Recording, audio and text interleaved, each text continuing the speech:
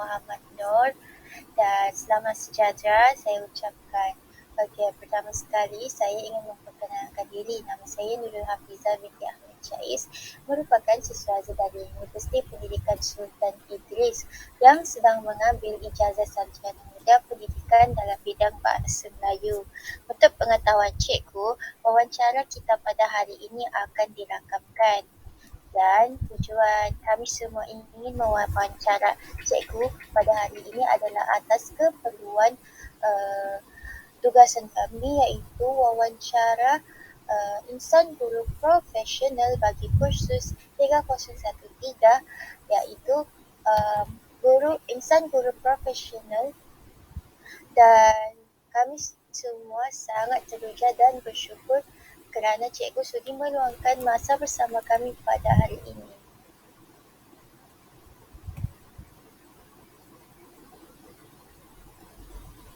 Okeylah, insyaAllah cikgu akan bantulah sekadar yang mampu.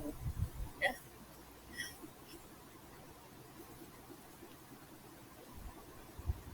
Okey, Assalamualaikum cikgu. Waalaikumsalam. Okey, saya Muhammad Fakhruddin Syakirin. Saya akan bertanyakan dua soalan dan dua soalan ni saya gabungkan sekali. Okey. Bagi meneruskan kita punya wawancara pada hari ini, ada dua soalan yang saya nak tanya kepada cikgu. Soalan yang pertama adalah, bolehkah cikgu ceritakan tentang latar belakang cikgu? Dan soalan yang kedua adalah, bolehkah cikgu kongsikan apa yang membuatkan cikgu mahu untuk menjadi seorang guru pada hari ini?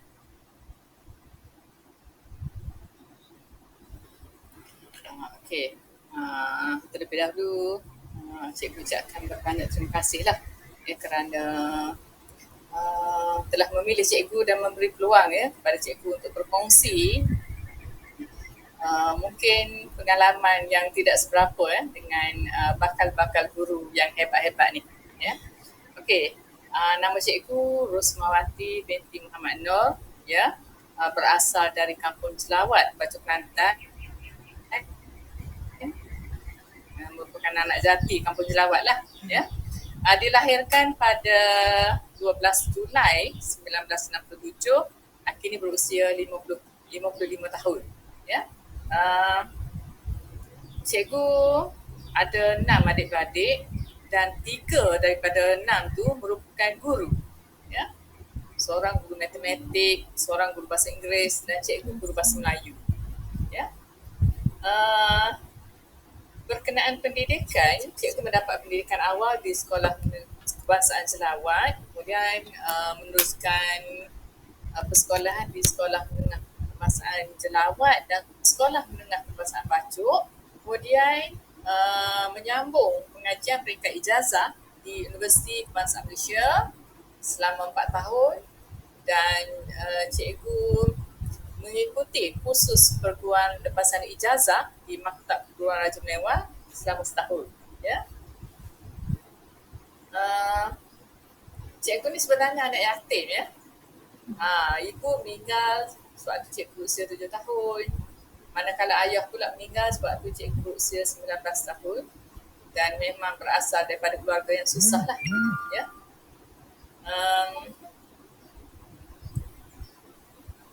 Untuk pengetahuan bakal guru ni, cikgu ni option Bahasa Melayu, Kesusastraan Melayu.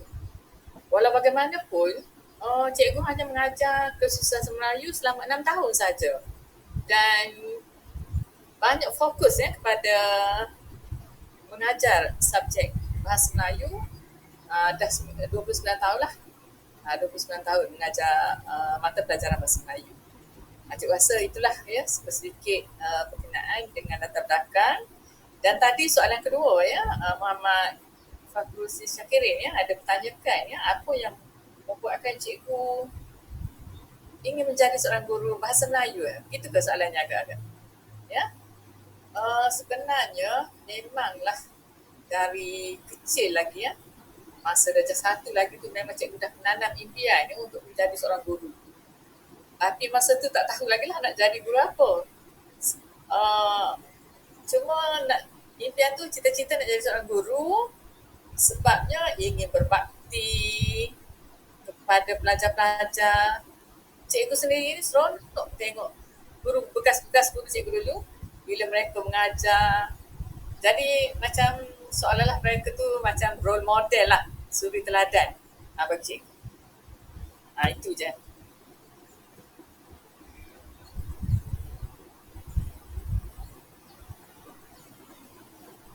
Puas hati ke Mak konklusi? Jawapan daripada cikgu tu tepat ke? Ya cikgu, terjawab. Terima kasih.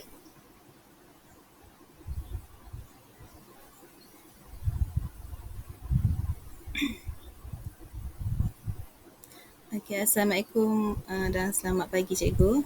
Okey, soalan daripada saya.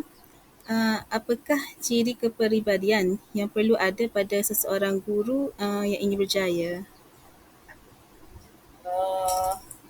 Kalau nak tanya ciri kepribadian ni sebenarnya banyak, ya. Ciri-ciri yang perlu ada pada seorang guru yang berjaya, ya. Pertama sekali, ya, seorang guru yang berjaya tu dia perlulah, ya, mempunyai nilai peribadi yang sesuai dengan seorang guru. Contohnya perlu ada nilai baik hati, bertimbang rasa. Dua elemen ni penting, ya, bagi kita seorang guru apabila kita berhadapan dengan pelajar-pelajar, ya. Dan sekiranya kita menjiwai ciri tadi, yang kita baik hati, kita bertimbang rasa dengan pelajar-pelajar, sudah pasti pelajar-pelajar nanti akan menghargai kita, ya. Selain itu, seorang guru juga perlu mempunyai sifat sabar. Sabar ni lah sangat-sangat penting, ya. Apa yang cikgu maksudkan dengan sabar di sini ialah kita perlu mengawal emosi kita apabila berada di dalam kelas, berhadapan dengan pelajar ataupun berhadapan dengan rakan-rakan guru yang lain, ya. Kita tidak boleh cepat marah, cepat geram, cepat menghukum pelajar, tak boleh, ya. Kena sabar. Selain itu, elemen jenaka juga perlu ada pada seseorang guru, ya. Maksud cikgu, kita tak boleh terlalu macam terlalu menekan, ya, pelajar. Kita kena sentiasa buat joke, ya, berjenaka, ada unsur kecintaan. Sebab perkara sebegini akan menyebabkan pelajar merasa seronok, gembira dan mungkin menyebabkan dia tu, pelajar-pelajar menyukai kita sebagai seorang guru, ya. Lebih-lebih lagi kalau kita ni guru bahasa Melayu, memanglah kita kena adakan elemen jenaka tu, sebab tu mengajar, ya. Seterusnya, ciri yang cikgu rasa penting jugalah, ya, ciri kepimpinan. Ciri kepimpinan, sebab apa? Sebab guru ini merupakan pemimpin kepada pelajar, ya. Kita yang sentiasa berada bersama mereka, mereka akan tengok setiap pergerakan kita. Mungkin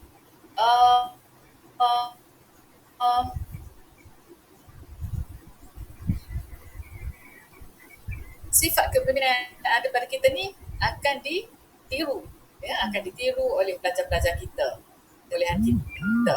Janganlah kalau kita jadi cikgu ni, kalau tak yakin, mungkin pihak sekolah ataupun pentadbir ada bagi tugas, tak nak buat lah sebab rasa tak yakin boleh buat. Jangan macam tu.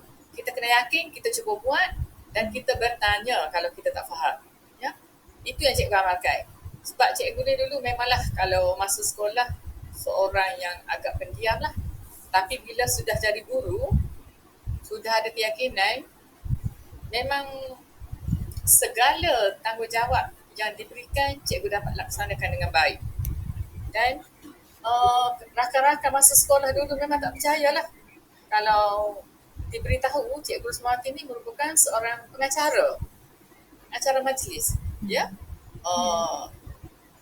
Di peringkat PPD, di peringkat negeri dan peringkat kebangsaan bagi majlis-majlis yang diadakan di negeri Kelantan, di daerah Bacu. Cikgu boleh laksanakan tugas tersebut sebab cikgu ada keyakinan diri. Itulah yang cikgu boleh katakan ciri-ciri seorang guru. Ya.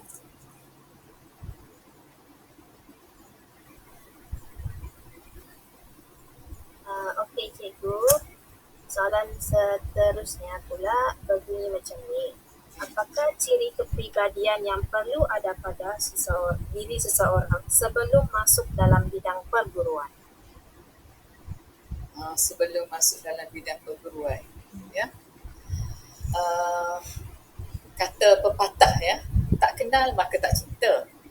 Jadi untuk cinta tu kita kena kenal dulu, ya.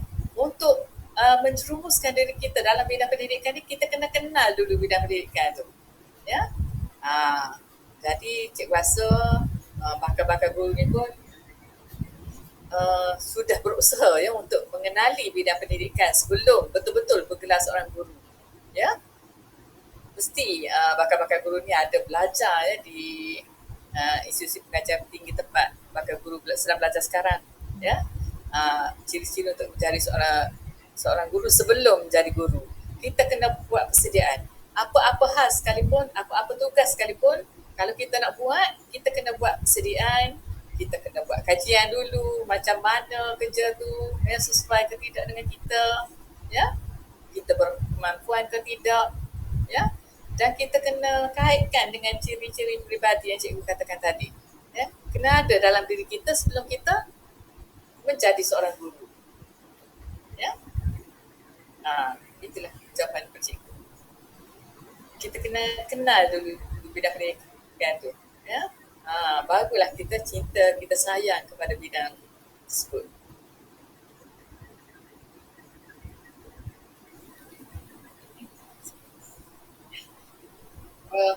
Selamat pagi cikgu. Soalan saya berbunyi begini.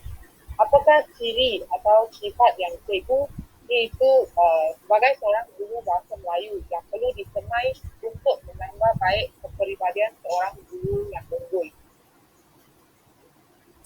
Ciri seorang guru bahasa Melayu, Okey.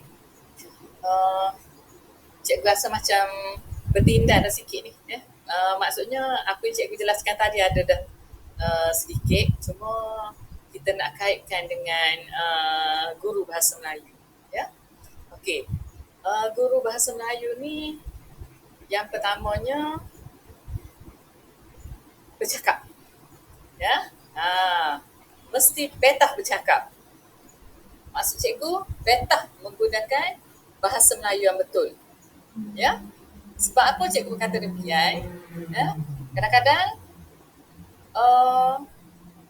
kita guru bahasa Melayu ni menjadi rujukan pada guru-guru mata pelajaran lain, ya.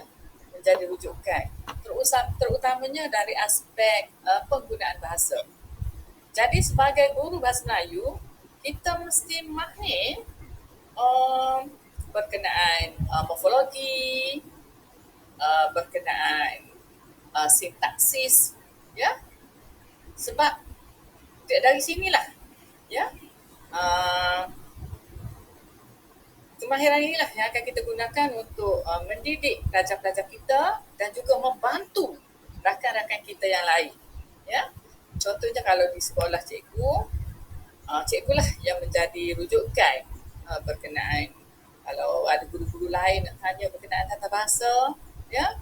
Jadi syukurlah, maksudnya apa yang cikgu pelajari di universiti dulu berkenaan linguistik, ya, bahasa Melayu, cikgu dapat aplikasikan di sekolah, ya. Penting.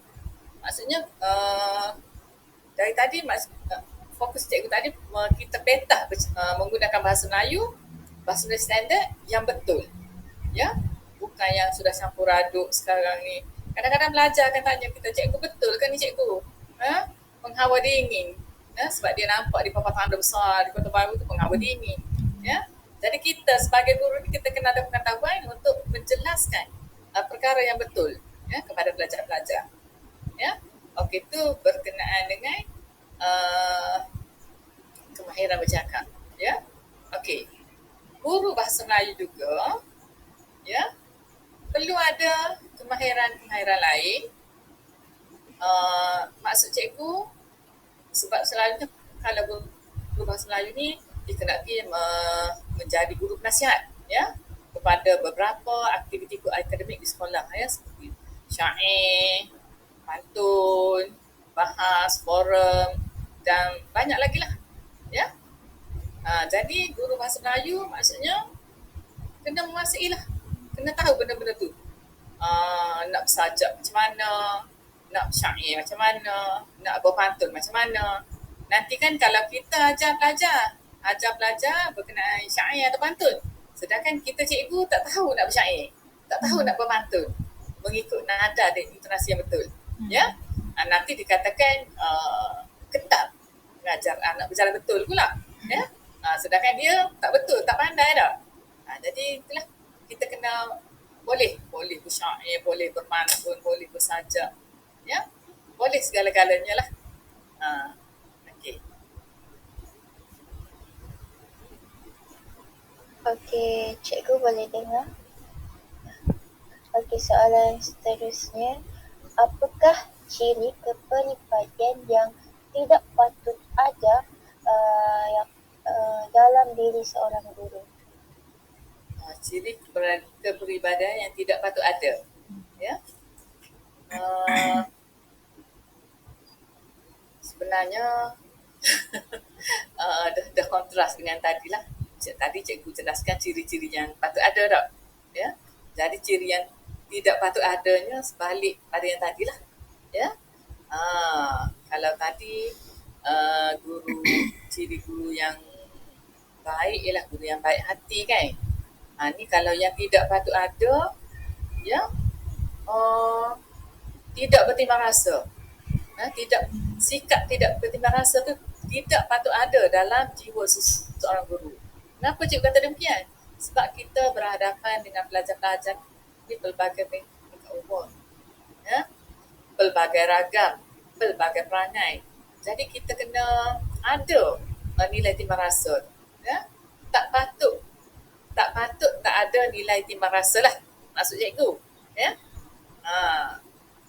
Kalau kita tidak bertimbang rasa, nanti mungkin murid-murid kita tu akan menjadi maksa keadaan ya.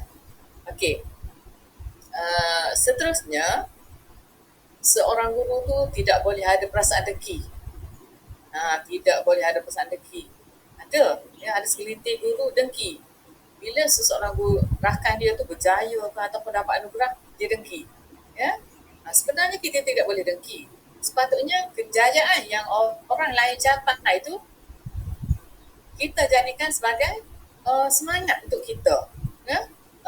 Jadikan sebagai pendorong untuk kita lebih berusaha agar berjaya macam rakan kita tu. Tak boleh ada perasaan dengki ya. Seterusnya, sebagai seorang guru, kita tidak boleh melengah-lengahkan masa. Tidak boleh melengah-lengahkan masa ya. Kita mesti menepati masa ya. Kalau kita melengah-lengahkan masa, banyak kerja kita akan terbengkalai. Kita tangguh kerja bertimbun-timbun.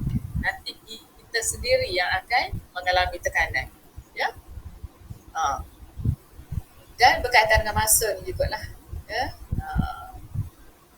Cikgu nak beritahulah bakal-bakal guru ni, jangan lewat ke kelas, jangan lewat ke sekolah dan jangan lewat ke kelas ya. Sebab sedikit je kita lewat tu ya, pelajar-pelajar rugi, kita pun rugi ya. Sebab masa itu emas, walaupun 1 minit pun masa itu amat berharga ya. Okey.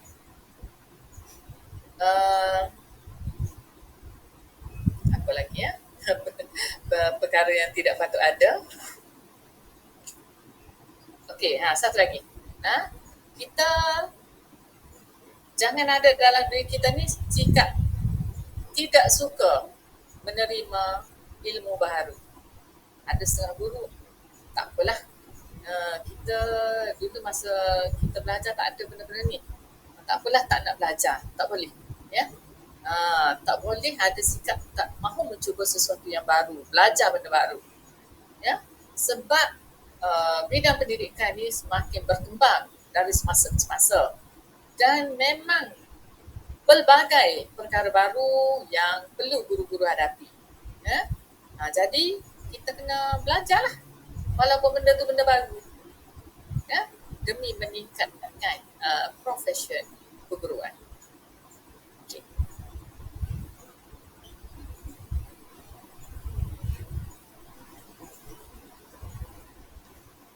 Okay.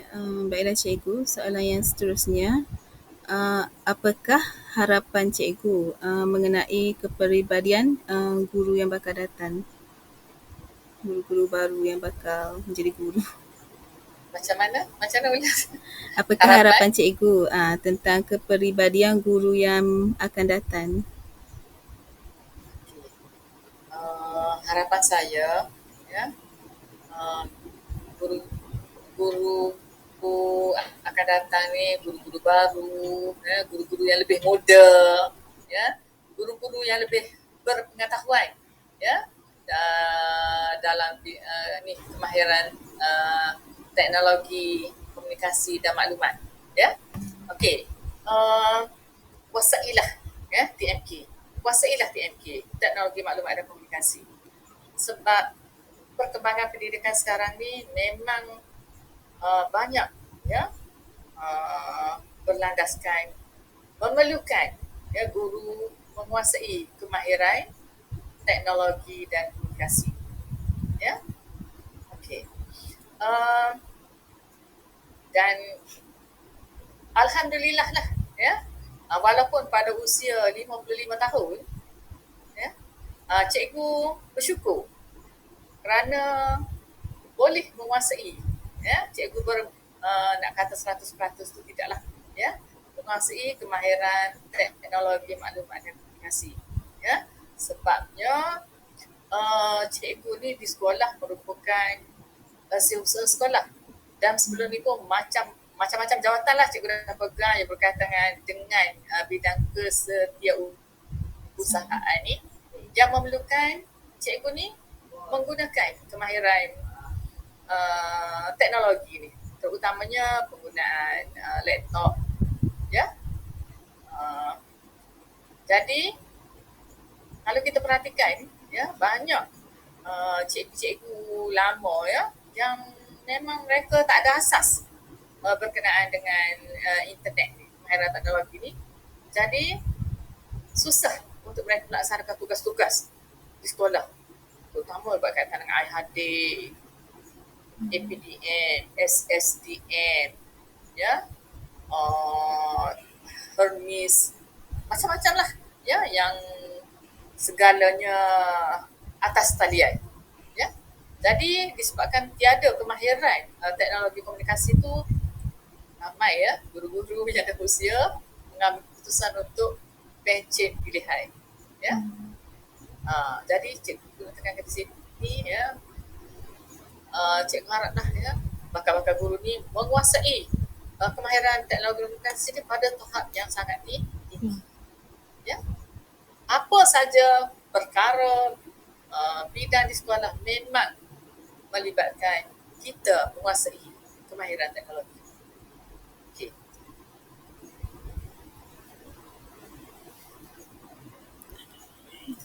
Okey cikgu, soalan seterusnya, pendapat cikgu. Apakah kriteria yang perlu ada pada seorang guru bahasa Melayu untuk menjadikan proses pengajaran dan pembelajaran lebih berkesan dan menarik? Okey. Baiklah, ya. Cikgu akan bercakap, jawab soalan ni berdasarkan pengalaman, ya. Sekolah cikgu ni, Sekolah Menengah Kebangsaan Sarawak ni merupakan sekolah rintis, ya. Sekolah transformasi sekolah kohort 1, ya. Tahu kohort 1? Kohort 1 ni dia yang pertama di Malaysia. Di Kelantan ni Sekolah Menengah Kebangsaan Selamatlah Sekolah Menengah yang TS25 yang pertama, ya. Jadi kami bermula daripada tahun 2016 permulaan penjenamaan sekolah TS25 tu, sekolah kami sering didatangi Nazir. Ya, sering didatangi Nazir. Dan setiap kali Nazir datang, cikgu akan terpilih untuk dipantau semasa pengajaran mata pelajaran bahasa Melayu. Ya. Pada tahun pertama pemantauan Nazir tu, ni ikhlas dan terus cikgu tahu semua dari aspek penyediaan bahan mengajar, dari cara cikgu mengajar, semuanya mendapat pujian Nazir kecuali penglibatan pelajar. Pelajar kita mengajar, ya, kita mengajar bla bla bla bla, tapi pelajar responsnya tidak begitu menggalakkan. Ya, cikgu ditegur sebab penglibatan pelajar tu kurang. Ya, macam pelajar takut-takut. Ya, pelajar takutlah bila tengok Nazir, ya, orang yang tak pernah mereka jumpa masuk ke kelas sampai 7 orang, ya, terkesima agaknya dia orang tu, ya, tak mahu bercakap, tak mahu terlibat lah, ya. Itu tahun pertama. Tahun kedua, tahun 2016, datang lagi, cikgu kena lagi, dipantau lagi, ya. Dan sudah ada sedikit perubahan lah sebab kita dah tahu cara pelajaran mulai aktif. Kemudian tahun 2017, tahun ketiga, cikgu dipantau lagi, ya, bersama pengetua dan 2 orang lagi guru pendidikan Islam. Ya. Dari empat yang dipantau tu, guru yang dipantau, hanya cikgu seorang saja yang mendapat cemerlang. Ya. Jadi sewaktu ulasan Nazir, dia beritahulah cikgu ni kenapa cikgu dapat cemerlang. Ya. Jadi cikgu nak kaitkan dengan soalan bakal guru tadi lah. Ya.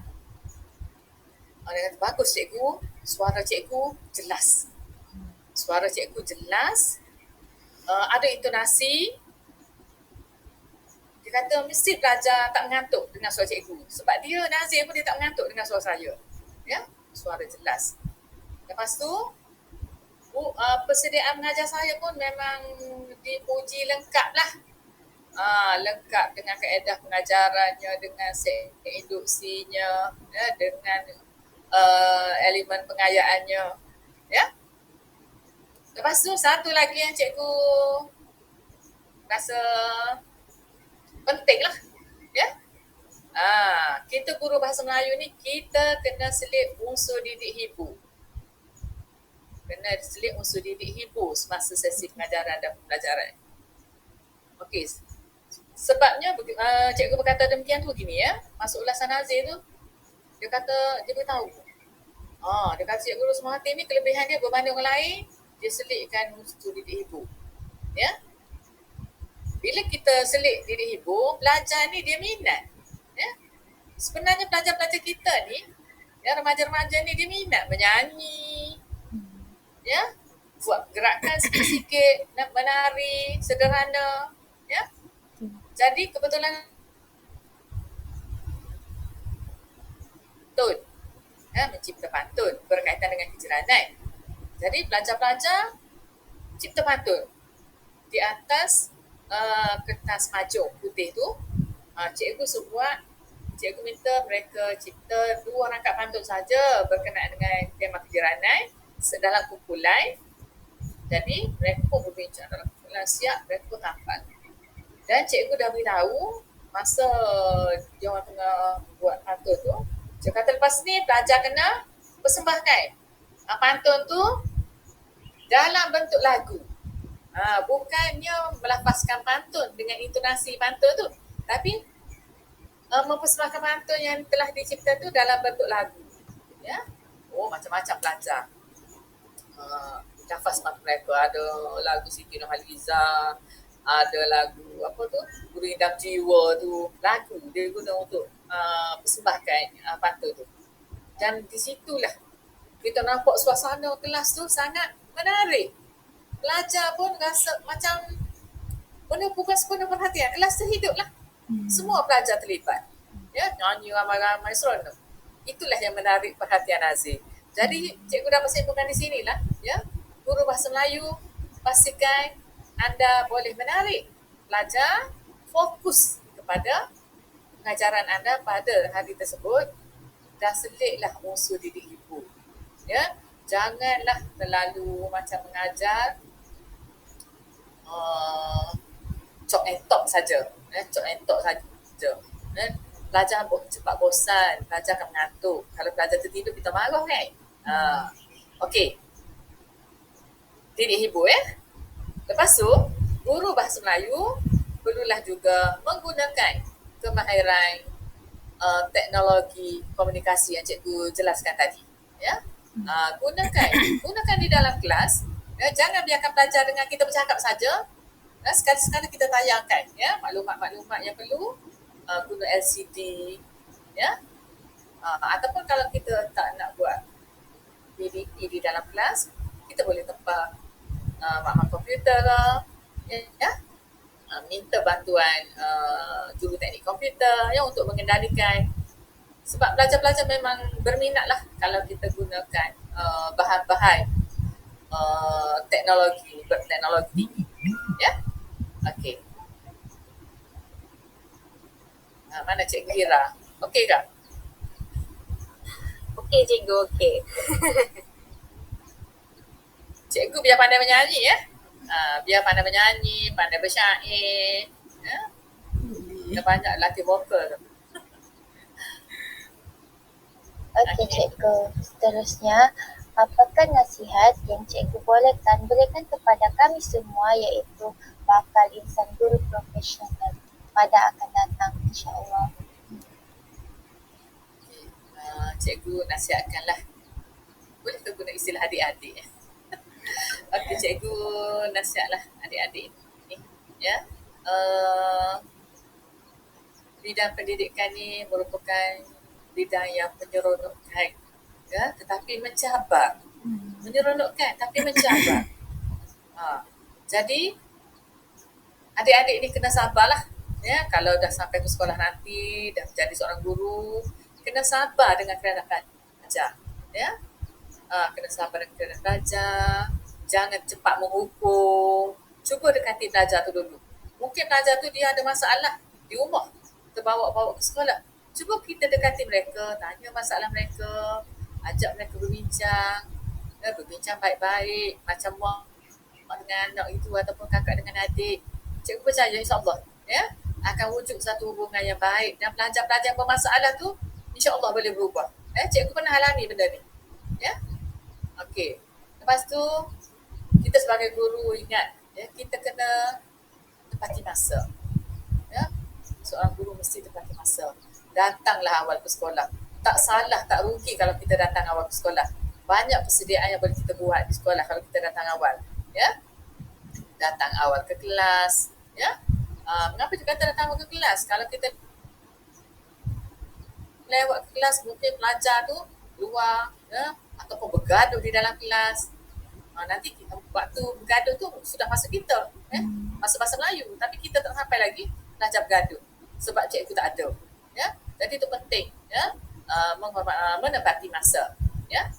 Okey, mana komunikasi tadi dah jelaskan Okey, lepas tu kita ni merupakan kaki tangan, kaki tangan kerajaan,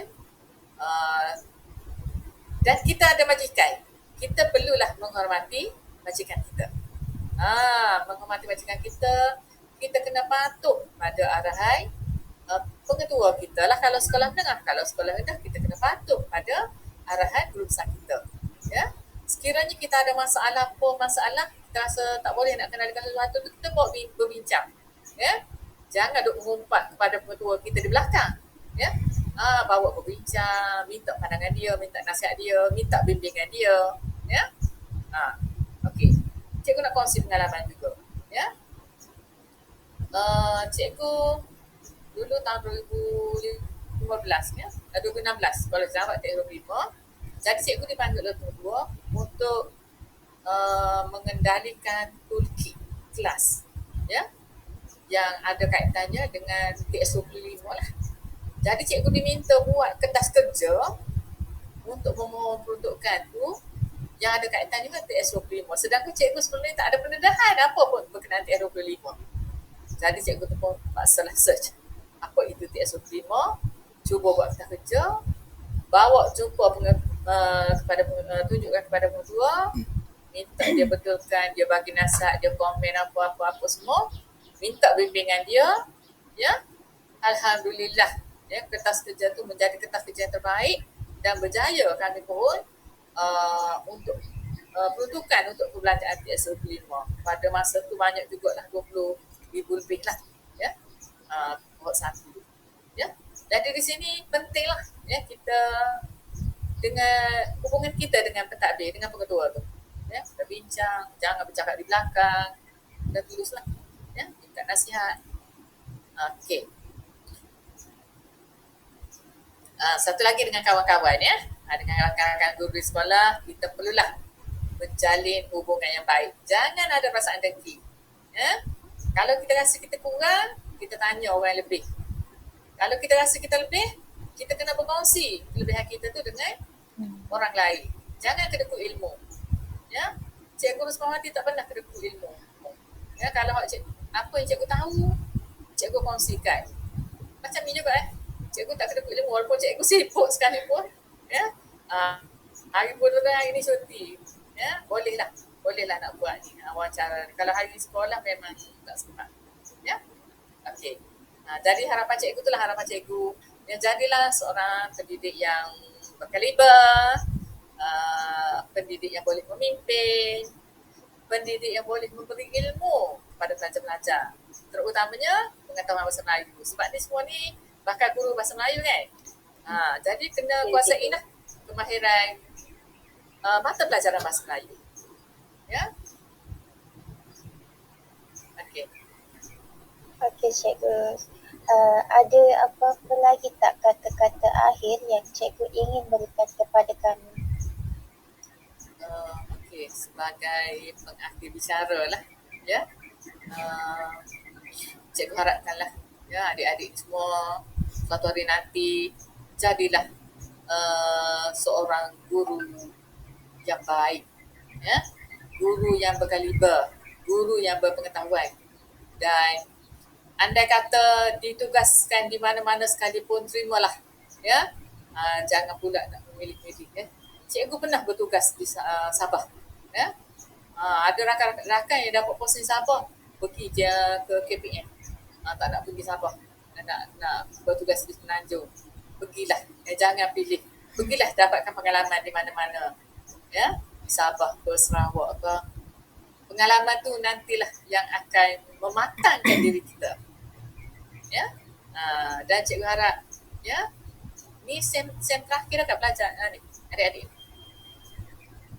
Dari SEM 5. Oh, SEM 5. Maksudnya nanti kalau keluar nanti biarlah jadi seorang guru yang hebat, ya, yang betul-betul berjuang untuk memartabatkan, ya, pendidikan di negara kita. Okey. Okey, baiklah semua. Ada lagi tak soalan yang ingin diajukan kepada cikgu sebelum kita semua bersurai?